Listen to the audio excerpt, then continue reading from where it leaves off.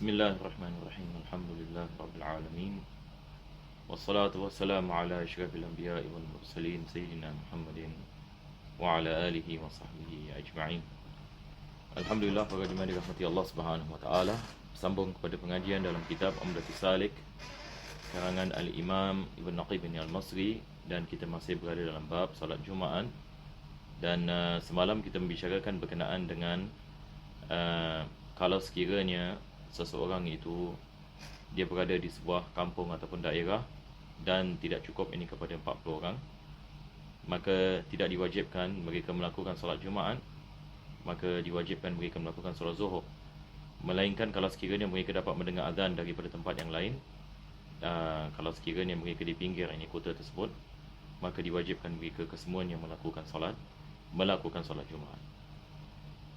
Begitu juga kita membicarakan berkenaan dengan ada beberapa keuzuran yang mana tidak diwajibkan seorang itu melakukan solat Jumaat walaupun mereka berada di masjid, walaupun ini mereka berada di kawasan masjid.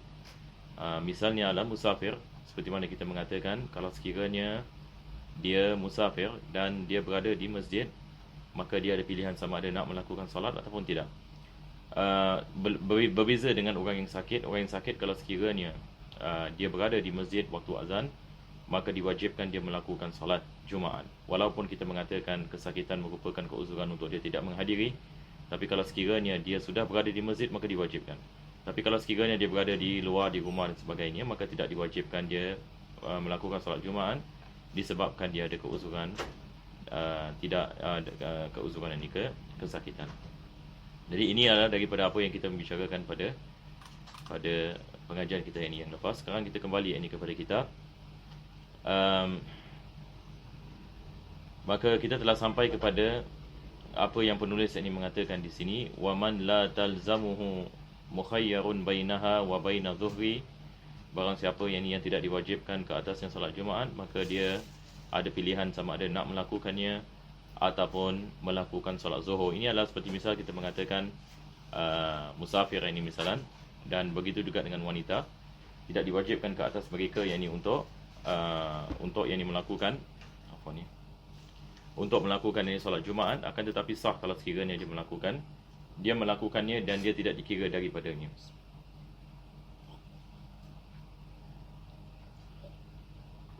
Maka kita dalam bab solat Jumaat, ada perkara yang dimaksudkan adalah solat itu sah daripadanya, akan tetapi tidak dikira daripadanya. Yang ini maksudnya dia bukan dikirakan daripada mereka yakni yang memenuhi syarat, yakni sekurang-kurangnya 40 orang untuk menghadiri.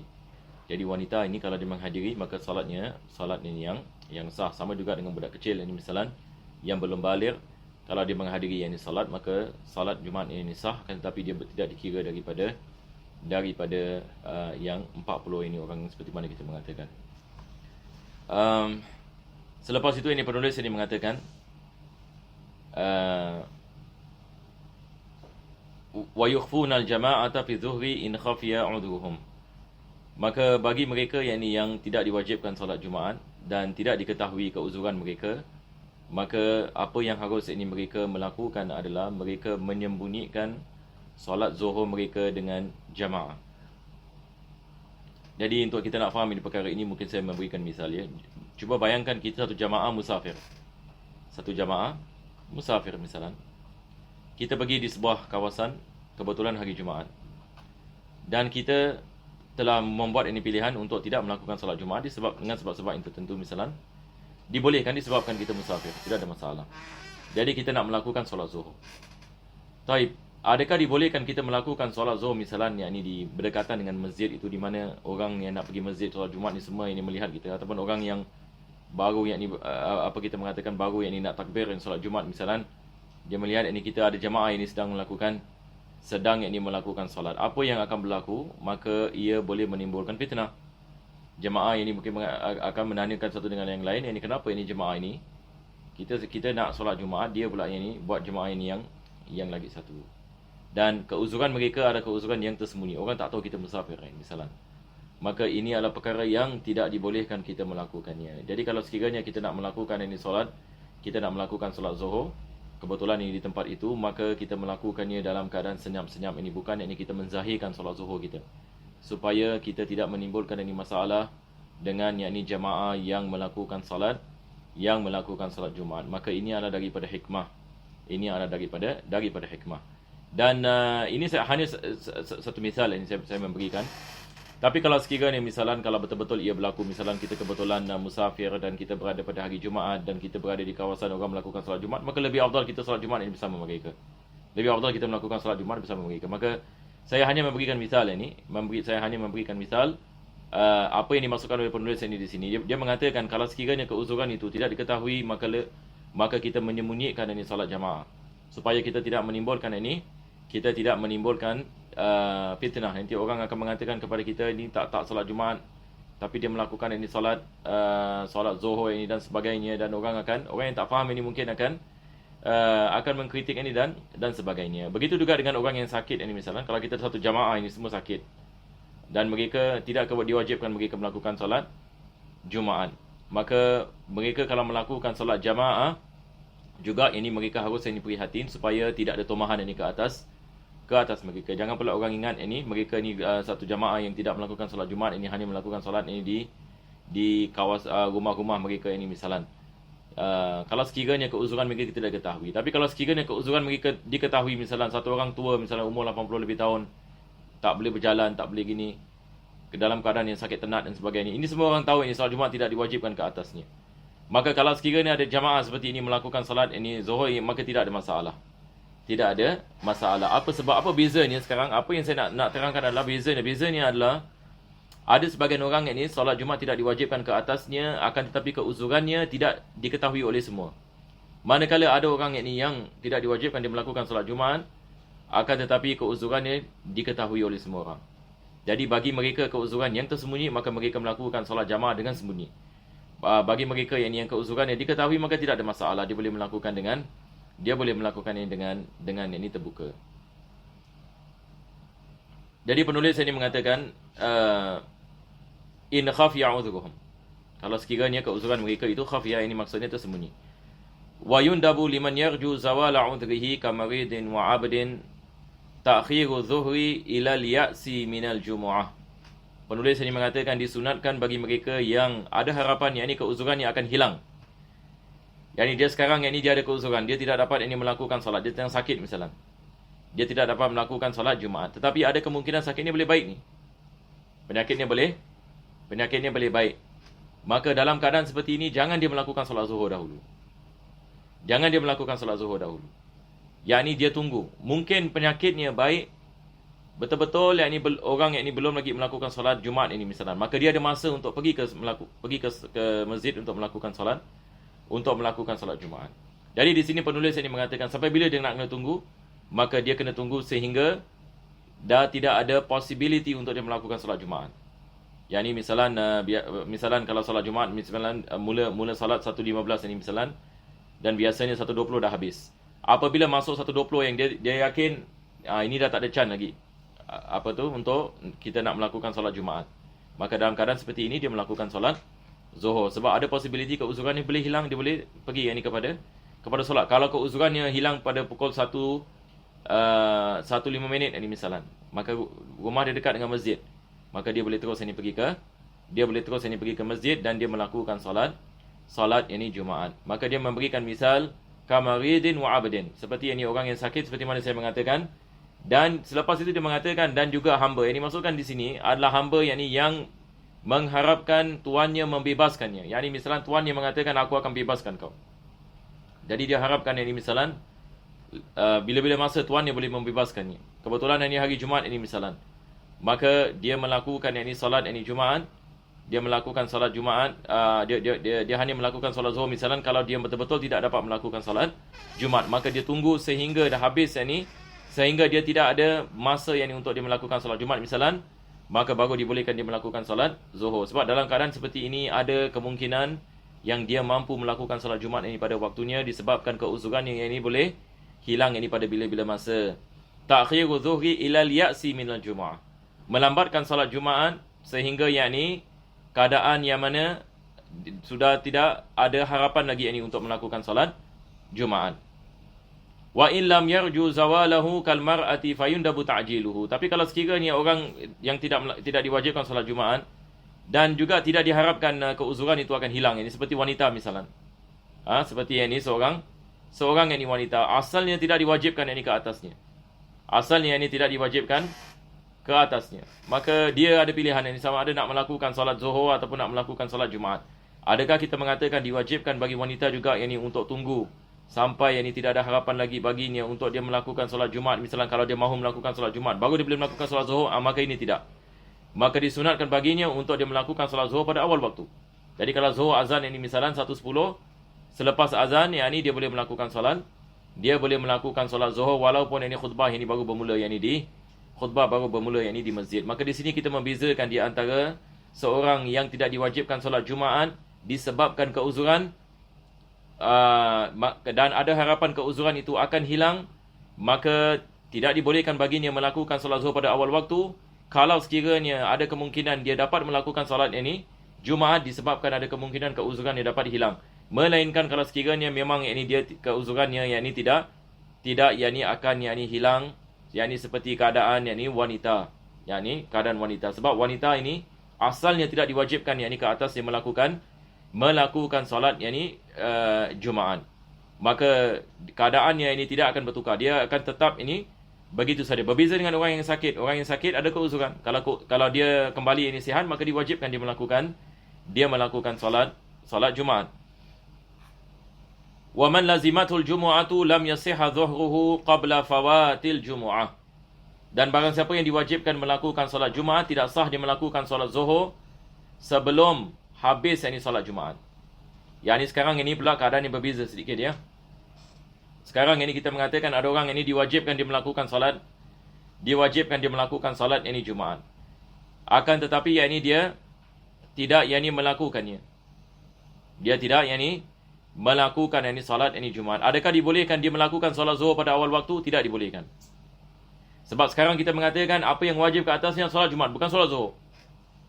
Sekarang apa yang diwajibkan adalah baginya adalah solat ini Jumaat. Maka tidak dibolehkan dia melakukan solat Zuhur pada waktu ini sehingga dalam keadaan yang mana solat Jumaat ini semua sudah habis.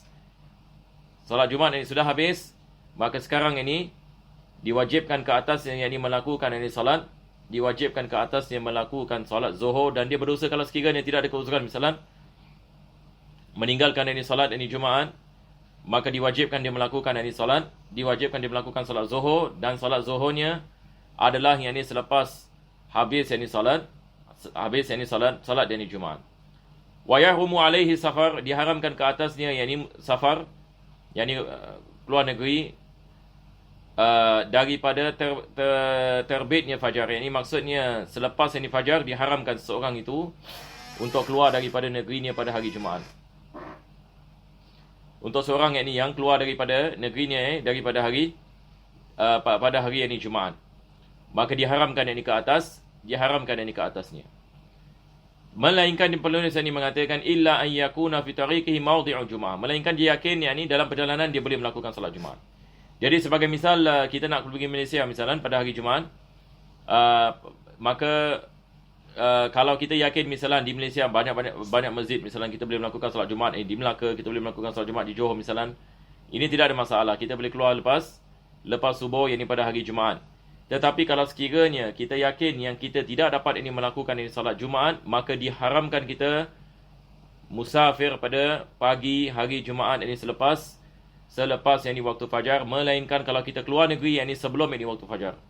Melainkan yang ini kalau kita keluar negeri yang ini sebelum ini waktu fajar, maka diberikan kita rukhsah untuk yang ini kita tidak melakukan yang ini solat ini Jumaat. Au tarhala wufqatuhu wa yatadarraru bitakhallufi. Ataupun yang ini ada keuzuran yang ini baginya yang mana dia takut kalau dia tertinggal yang ini rombongan. Yang ini misalnya yang ini dia ikut rombongan, kebetulan ini hari Jumaat yang ini misalnya, dan kalau dia nak melakukan solat Jumaat maka dia akan tertinggal yang ini rombongan. Maka dalam keadaan seperti ini dimaafkan yang ini baginya, maka diwajibkan dia melakukan solat Jumaat, solat Zuhur. Ataupun yang ini dia akan mendapatkan mudarat yang ini dengan tidak yang ini bersama yang ini rombongan. Yang ini zaman dahulu sebagai misal, kalau orang tertinggal rombongan itu habis. Susah yang ini dia nak kembali yang ini kepada rombongan. Sebab zaman dahulu Mereka berjalan kaki, naik unta misalan dan sebagainya. Cuma zaman sekarang ini ada kemungkinan seorang ini boleh kejar balik misalan. Kalau sekiranya rombongan itu akan berada di sebuah tempat misalan selama 2 hari, maka dia mengatakan kepada rombongan, saya nak solat Jumaat pada hari Jumaat. Nanti mungkin lepas itu saya naik teksi ke ataupun ini saya buat online transportation, dan saya jumpa jamaah yang ini di Macap ke ataupun yang ini di Melaka misalan. Kalau dia mengetahui itinerary mengatakan jemaah ini akan pergi yang ini ke Melaka, maka dia boleh buat ini arrangement. Maka dalam keadaan seperti ini, maka diwajibkan ini ke atasnya. Di sini penulis ini mengatakan kalau sekiranya dia tidak mampu, yang ini misalan naik kapal terbang, jemaah semua naik kapal terbang, yang ini misalan. Kalau sekiranya dia melakukan solat Jumaat, maka dia akan tertinggal dan ini akan menyebabkan kemudaratan ini bagi dirinya. Maka dalam keadaan seperti ini dimaafkan ini baginya, kalau sekiranya dia tidak ada pilihan melainkan melakukan sedemikian. Dan ada orang yang ini kesilapan di sebagian orang, dia book flight pada hari Jumaat sebelum ini solat Jumaat. Ini adalah perkara yang diharamkan kalau sekiranya dia sengaja melakukannya. Ada orang yang ini dia kesian, dia tak tahu ini, dia menyangkakan selagi mana kita keluar negeri sebelum waktu Jumaat kita musafir, kita tak wajib solat Jumaat. Ada orang yang subhanallah fahaman dia gini, ini adalah fahaman yang salah ya. Jadi dia book flight misalnya 11 pagi. 11 pagi ini book flight sampai destination misalnya lagi 5 jam. Haram ini hukumnya. Kalau sekiranya kita melakukannya ini pada hari, kita melakukannya pada hari Jumaat. Selepas itu penulis ini mengatakan syurutul Jumu'ah. Sekarang ini kita telah sampai ini kepada syarat-syarat melakukan solat ini Jumaat. Maka ini adalah berkenaan dengan solat, syarat sahnya solat ya. Sebelum ini kita membicarakan tentang syarat kewajipan. Jadi kita ada syarat ini kewajipan Jumaat dan syarat sahnya solat. Syarat kewajipan kita membicarakan tentang siapa diwajibkan ini solat Jumaat dan apa keadaannya dan syarat-syaratnya. Sekarang kita akan membicarakan tentang solat itu sendiri. Apakah yang ini syarat-syarat yang dibagi sah solat Jumaat itu? Maka penulis mengatakan wa syurutu sihhatil jumu'ati ba'da syurutis salati sittatun. Yani syaratnya sah salat Jumaat selepas syarat-syarat salat. Yani kenapa penulis mengatakan selepas syarat-syarat salat? Sebab salat Jumaat ini adalah salat. Tiap-tiap perkara yang bersangkut dengan salat, tiap-tiap ini rukun-rukun salat, perkara yang sama yang ini diwajibkan dalam salat Jumaat, yang ini rukun-rukun salat yang 13, tumakninah dan sebagainya. Begitu juga masuknya waktu salat, wajib kita berada dalam keadaan wudu, wajib ini tidak ada najis pada pakaian dan sebagainya. Ini semua adalah daripada syarat yang sahnya salat. Ini juga ada bagi salat biasa dan juga salat Jumaat. Tetapi bagi salat Jumaat ini ada 6 syarat yang berbeza dengan salat yang lain. Pertama sekali diwajibkan melakukan salat Jumaat dengan jamaah. Ini yang pertama sekali. An tuqama jamaah. Yani diwajibkan kita melakukan salat Jumaat dengan jamaah. Ini maksudnya di sini adalah syarat sahnya Jumaat adalah mesti dilakukan dengan jamaah. Kalau sekiranya satu orang ini salat sendiri misalnya, dia khutbah sendiri, dia salat sendiri, tidak sah ini. Dia mesti ada jamaah. Dan mazhab Imam Syafi'i seperti mana saya mengatakan sebelum ini, dan ini adalah pendapat yang mu'tamad dalam mazhab kita, adalah 40 orang termasuk imam. Ini adalah bukan saja kita mengatakan jamaah, tetapi jamaah tersebut ini mesti 40 yang ini orang ini dengan syarat-syaratnya yang akan disebutkan nanti. Yang kedua adalah fi waqti zuhri, wajib kita melakukan salat Jumaat dan juga khutbah Jumaat pada waktu zuhur. Yang ini selepas masuknya waktu zuhur, baru kita melakukan ini khutbah dan juga ini salat Jumaat. Yang ketiga, selepas yang ini 2 khutbah ba'da khutbatain, salat ini wajib kita melakukannya selepas ini khutbah, bukan ini sebelum khutbah. Yang keempat adalah fi khuttati abniyatin mujtami'ah. Yani salat Jumaat ini mesti dilakukan di dalam kota ataupun di dalam sebuah kampung. Di dalam kota dan dalam sebuah kampung, bukan di luar kota. Di luar kota misalnya ada masjid, satu masjid kat Padang Pasir misalnya. Semua orang kampung keluar ke sana untuk melakukan salat, maka ini tidak sah. Sebabnya adalah seperti mana kita mengatakan semalam, bila kita membicarakan tentang salat Jumaat, kita membicarakan tentang kota itu. Kita membicarakan tentang kota, kita membicarakan tentang siapa yang mustautin dalam kota tersebut. Dan salat Jumaat mesti dilakukan di dalamnya. mesti dilakukan yang ini di dalam yang ini kota yang ini tersebut. Itu sebab kita mengatakan semalam misalan kalau dia tak sampai kepada 40 orang misalan, maka tidak diwajibkan mereka melakukan solat Jumaat, melainkan mereka dengar azan ni daripada kota yang ini yang lain, maka diwajibkan ini mereka melakukan solat Jumaat ini bersama mereka. Yang kelima adalah bi arba'in, yakni 40, yakni rajulan ahraran, ini syarat-syaratnya 40, yakni lelaki yang merdeka, yakni hamba, yakni tidak dikira balighin, yakni mesti baligh, ini bukan kanak-kanak kecil ataupun yang mumayyiz, ini tidak dikira daripada 40. Uqala, yakni bukan yakni orang ini yang gila, tapi orang ini yang berakal. Mustautinin, ini mustautinin yang dimaksudkan di sini adalah mereka-mereka yang tinggal di negara tersebut ataupun di kota tersebut dan tidak keluar negeri melainkan kalau ada hajat. Macam kita orang Singapura misalan, kita ada mustautin di negeri Singapura. Orang Malaysia adalah mustautin di Malaysia. Orang Johor adalah mustautin ini di Johor. Maka saya kalau pergi Malaysia, saya bukan mustautin di Malaysia. Saya adalah muqim. Ini bezanya di antara mustautin dengan muqim. Muqim seperti mana kita mengatakan banyak kali adalah seseorang yang tinggal di sebuah destinasi 4 hari dan lebih. Tidak termasuk hari sampai dan hari keluar. Maka kita kalau pergi Kuala Lumpur, misalnya kita orang Singapura, kita pergi Kuala Lumpur, kita duduk di Kuala Lumpur 1 bulan, kita adalah muqim, bukan mustautin. Jadi 40 orang ini mesti daripada mustautin dan bukan muqim. Mustautin dan bukan mukim. Kalau orang Singapura misalan 1,000 orang Singapura pergi ke satu tempat di Kuala Lumpur, tempat yang kosong misalan, dan mereka semua nak melakukan solat Jumaat, 1,000 orang Singapura semua mukim, tidak sah yang solat Jumaat ini daripada mereka. Jadi mesti ada mustautin, mesti orang Kuala Lumpur sendiri, mesti ada 40 orang seperti mana penulis ini mengatakan, yang ini dalam yang ini kota mereka diwajibkan yang ini didirikan yang ini salat yang ini Jumaat. Bi arba'ina rajulan ahraran balighina uqala mustautinin. Ini syarat yang penting ya. Mustautinin, yakni mereka mesti mustautin, yakni bukan saja muqim. Haitsu tuqamul jumu'ah la yad'anuna anhu illa lihajatin. Selepas itu penulis ini syarahkan apa yang dimaksudkan dengan mustautinin. Maka dia mengatakan la yad'anuna anhu illa lihajatin, mereka tidak keluar daripada negeri itu melainkan kalau ada hajat. Seperti kita di Singapura misalan, kita tak keluar Singapura melainkan ini kalau ada hajat. Ini misalan kita nak pergi sana, kita nak pergi Indonesia misalan, ataupun kita nak pergi Malaysia misalan, mungkin ada orang ada bisnes, ada orang nak pergi belajar dan sebagainya. Tetapi akhirnya kita akan kembali kepada Singapura. Jadi kita adalah mustautin yang dibagi negeri Singapura. Kita tidak keluar Singapura melainkan kalau ada hajat. Yang keenam, wa an la tasbiqaha wa la tuqarinaha jumu'atun ukhra haitsu la yashuqqul ijtima'u fi mawdi'in wahidin. Yang syarat ini yang keenam adalah tidak ada solat Jumaat ini yang lain yang ke depan daripada solat kita. Kalau sekiranya tidak diperlukan ini untuk dibuka solat Jumaat ini yang lain. Ini saya terangkan dengan ringkas dahulu disebabkan masa. Apa yang dimaksudkan di sini saya memberikan misal ya.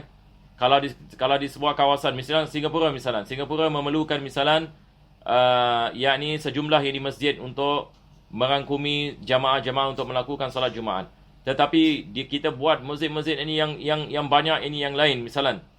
Apa kita mengatakan sebenarnya tidak memerlukan kita melakukan sedemikian sebab kita sudah ada cukup ini masjid jami'. Masjid-masjid ini yang boleh menampung ini salat Jumaat. Maka kalau sekiranya keadaan seperti ini berlaku, yang akses ini dia merupakan yakni tidak sah. Bagaimana kita nak mengetahui mana yang sah, mana yang tidak sah? Maka kita kena lihat siapa yang mendirikan salat Jumaat ini dahulu. Masjid yang dirikan salat Jumaat dahulu dan dia melakukan salat ini dahulu, maka salat mereka yang ini sah. Tetapi masjid ini yang lambat ini misalan, maka salat mereka ini tidak sah disebabkan tidak ada keuzuran untuk kita membuka yang ini lebih salat ini Jumaat yang di masjid-masjid ini yang lain. InsyaAllah ini nanti pada pengajian yang akan datang saya akan terangkan lagi ini tentang perkara ini dan saya akan memberikan ini misal yang mudah insyaAllah supaya kita dapat memahami ini perkara ini. Tetapi hasilnya adalah tidak dibolehkan kita membuka masjid-masjid ini yang lain kalau kita boleh menampung ini jemaah pada masjid-masjid yang tertentu. Itu sebab dulu di Masjid Nabawi misalnya hanya salat Jumaat semua di Masjid Nabawi walaupun ada banyak masjid ini di Madinah. Tetapi salat Jumaat hanya di masjid ini Nabawi. Ini satu ketika ini dahulu pada zaman sahabat radhiyallahu anhum, itu yang mereka melakukan walaupun ada Masjid Quba, ada Masjid Qiblatain dan sebagainya. Tetapi salat Jumaat ini hanya di Masjid ini Nabawi. Tetapi masalahnya adalah kalau salat Jumaat juga dibuka di kawasan yang lain, maka kita nak kena meraihkan syarat ini kita kena lihat siapa yang habis dulu dan siapa yang habis. Kemudian untuk kita menentukan siapa yang ini salat mereka sah dan siapa mereka salat mereka ini tidak sah. Rabbana taqabbal du'ana innaka antas samiul alim wa tub 'alaina innaka antat tawwabur rahim.